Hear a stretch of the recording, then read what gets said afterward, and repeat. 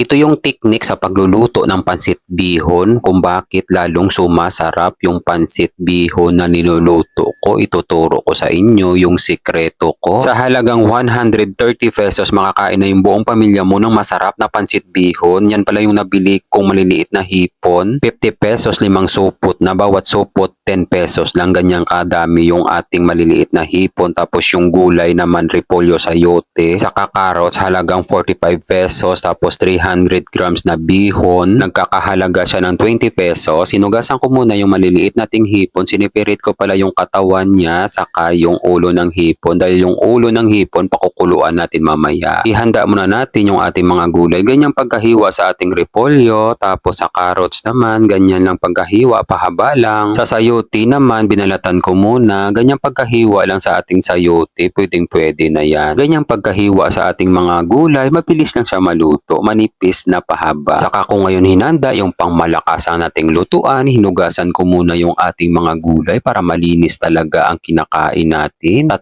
beses ko talaga hinugasan yan, tapos ikisa muna natin yung maliliit na hipon. Maglagay lang tayo ng kaunting toyo, kaunting magic seasoning, kaunting paminta sa mga pampalasa guys. Tansyahin nyo lang ha, para hindi maging maalat. Gisahin lang natin hanggang matuyuan yung ganyang pagkagisa, yung naiprito na talaga yung hipon. Itatabi muna natin to, maglagay lang tayo ng kaunting mantika, gigisahin muna natin yung ating mga lamas. Papalabasin lang natin yung masarap na aroma, saka natin ilalagay yung carrot saka sayote. Gisahin lang natin ng saglit, saka tayo maglalagay ng toyo, kaunting magic seasoning. Maglagay din tayo ng paminta para gulay pa lang may lasa na talaga. Saka natin ilalagay yung repolyo, gisahin lang natin to hanggang matuyuan, hanggang maging half cook yung pagkaluto ng ating mga gulay. Masarap kasi sa ating mga gulay na kapag kinain mo, hindi siya na overcook, yung medyo crunchy pa siya. Saka natin isasalin muna, itatabi muna natin to. Maglagay lang tayo ng tubig, 1.5 litro sa 300 grams na pansit bihon. Maglagay din tayo ng toyo, nor na hipon, ilalagay na natin yung ulo na fresh na hipon, pakukuluan lang natin ng mga 15 minutes, saka natin hahanguin yung ulo ng hipon. Yan ang sikreto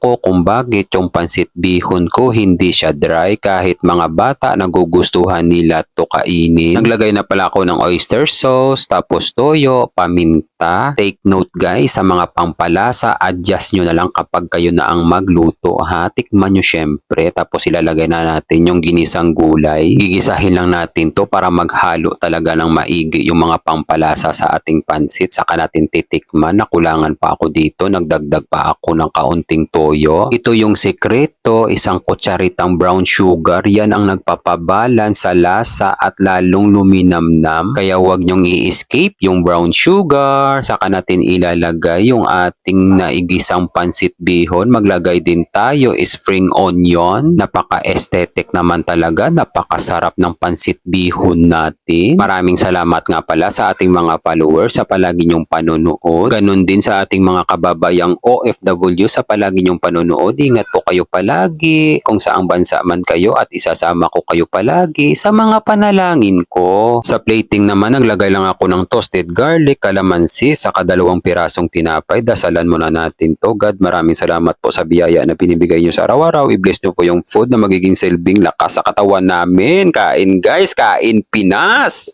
Huwag na natin patatagalin to, tikiman time na guys. Yung tipong sasandukin mo ng tinidor yung pansit, tapos aangatin mo, ibublow mo, sabay mo isubo, paso agad.